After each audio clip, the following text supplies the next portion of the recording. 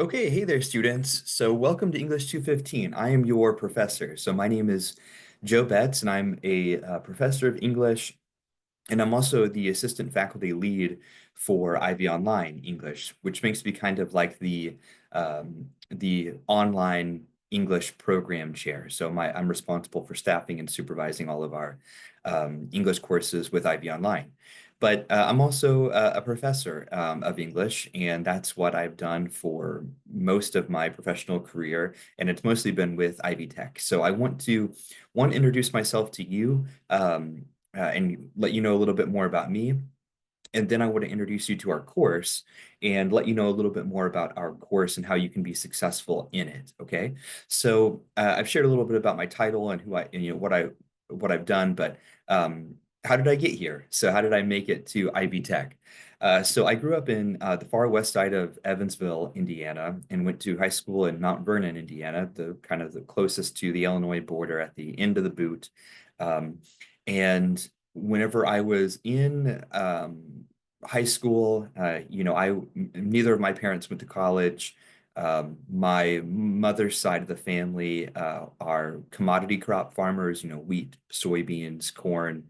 Um, and so I grew up occasionally with summers working on that farm and doing things like that. And I grew up with a mom and a stepdad who was a laborer, still works in the laborers union. And my mom works as a teller at a bank currently still. And so growing up, my parents worked factory jobs. Um, I worked on my grandpa's farm. My first job, I got paid $3 an hour to walk through wheat fields and pick garlic weeds out of them.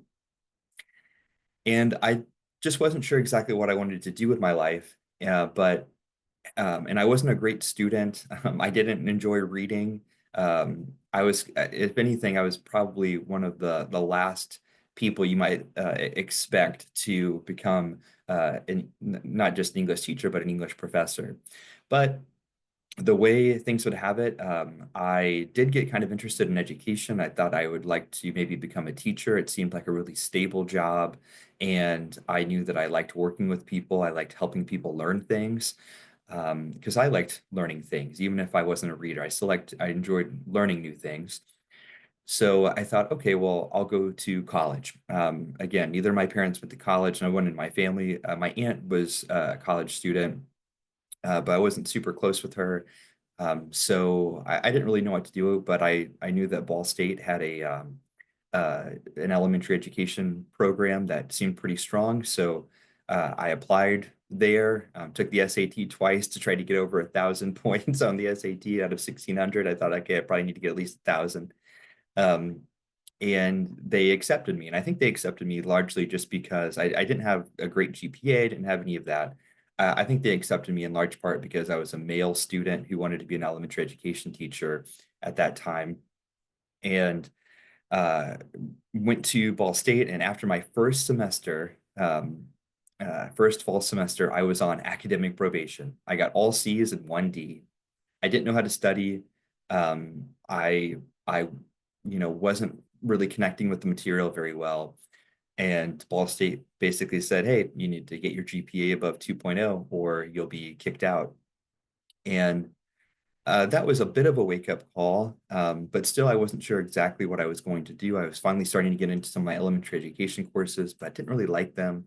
And it was just kind of drifting a little bit until one summer I was back home and I was working for the University of Southern Indiana, not in any education capacity, but on a maintenance crew, fixing apartment toilets, cleaning stoves, uh, replacing electrical sockets. And during break times, I would start to read. I just started to get interested in reading and then changed my major to English studies and linguistics. I was interested in how we learn languages. Went up to one of my college professors one day and just said, hey, how do I get your job? They let me know. They said, you get a graduate degree and you get really lucky. So I was able to continue to raise my GPA up, got more serious and focused with school and the work that you need to do in order to succeed, which is to show up every day, to know that it is temporary, right? You're putting in months, a few years to what will hopefully set you up for decades of your future life. So all of that pain, discomfort, and frustration and tiredness is temporary. And that if you understand the path you might need to take that will lead you there, you know it's not a sure thing, but at least taking the path will give you the best chance of reaching that goal. So I moved to St. Louis, Missouri, went to graduate school at the University of Missouri, St. Louis, earned a master's in fine arts and creative writing, and started to work in writing centers there and teach my first college courses there, and also at Florissant Valley Community College, which is a community college in St. Louis. And what I found is that I really liked teaching and working with adult students rather than, 5, 6, 7, 8-year-old students. And earned my graduate degree, got married, moved back to Bloomington, Indiana for my wife's schoolwork. And that's where I live now. I live in Bloomington, Indiana. And started to teach at Ivy Tech, but not in Bloomington, in Indianapolis. And this was around, 12 or 13 years ago now. So worked in Indianapolis for a little while, and then position opened up in Bloomington. Stick with Bloomington ever since. I had the opportunity to move into the online space during COVID, and have persisted here because I think that online education in college can be really, really beneficial. I know how much time it can take to go to campus, sit there, do the work, go to the library, drive home. Like, you're losing all this time through commuting sometimes.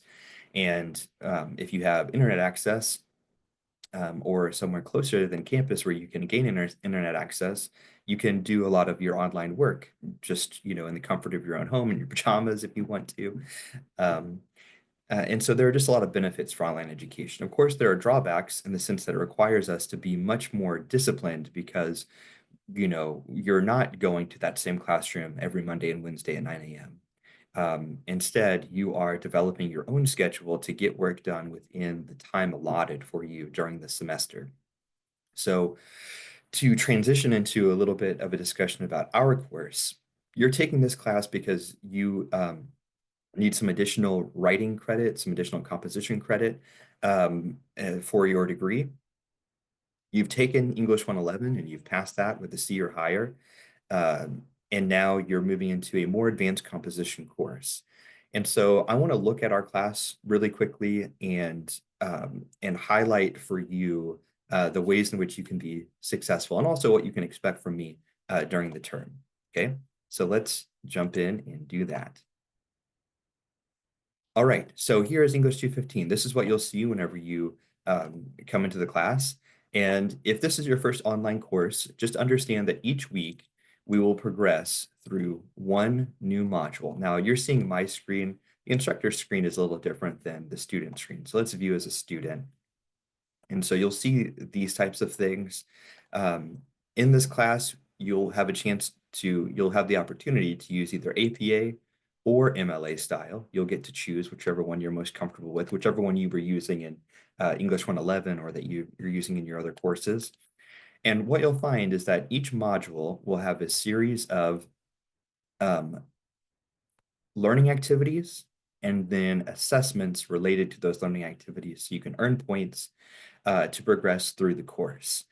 And the process or the order of all of this is very important. So you do want to kind of go through and read through each page.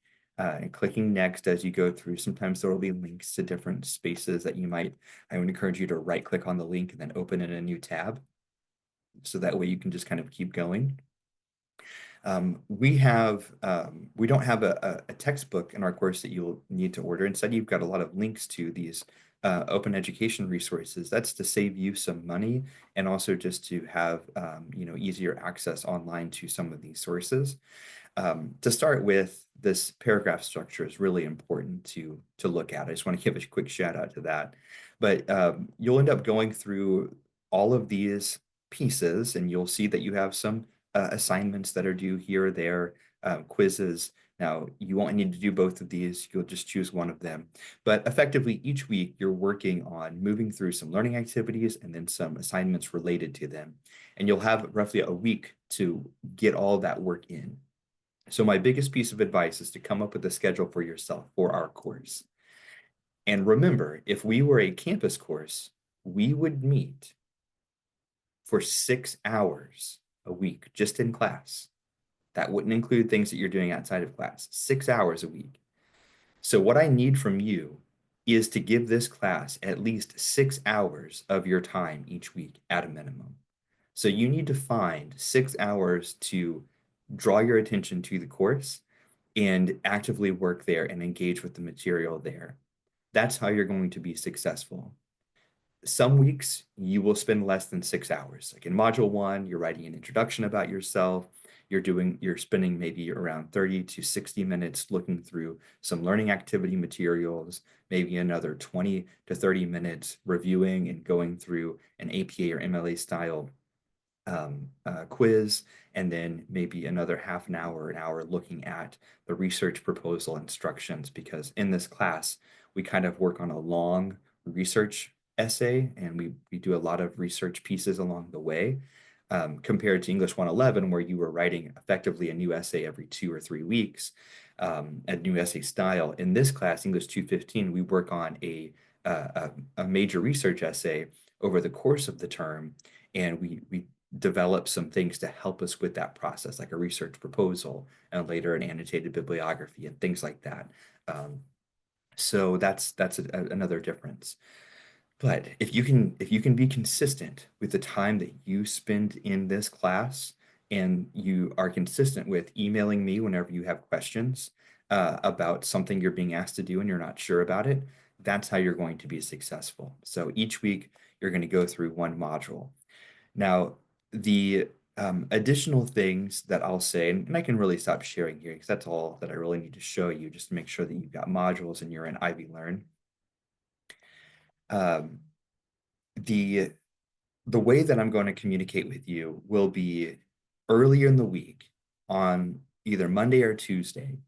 I will create a short video, shorter than this one. This one is a little longer because I introduced myself to you and so on, but I'll make a video that's maybe between 5 to 10 minutes, where I'm going to walk through all the things you need to do within the module and give you some advice on some of the graded assignments in that module.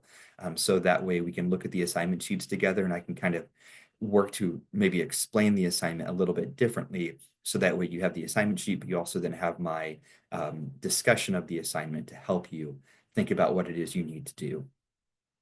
The most important thing, though, I would ask you for is to always do the learning activities first. So always engage with the learning activity materials before you try to dive into our graded assignments. It just makes it a lot easier for you.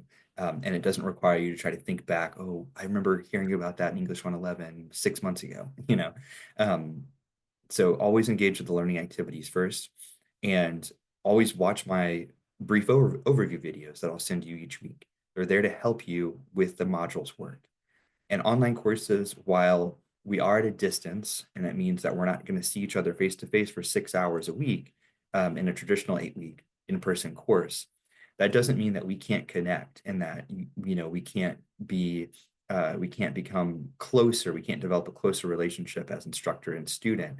And that's what I'm trying to extend for you. I'm trying to lend you a hand during these overview videos, during the comments that I'll get back to you through the work that you do this semester. So it's important that you read those, that you watch those. Because I'll give you video graded feedback and things like that over the course of the semester as well. If you do that, you will be successful. If you try to do the minimum or just to get by, you might be successful, maybe, you might be able to pull out some grade that works for you. But are you going to really be learning?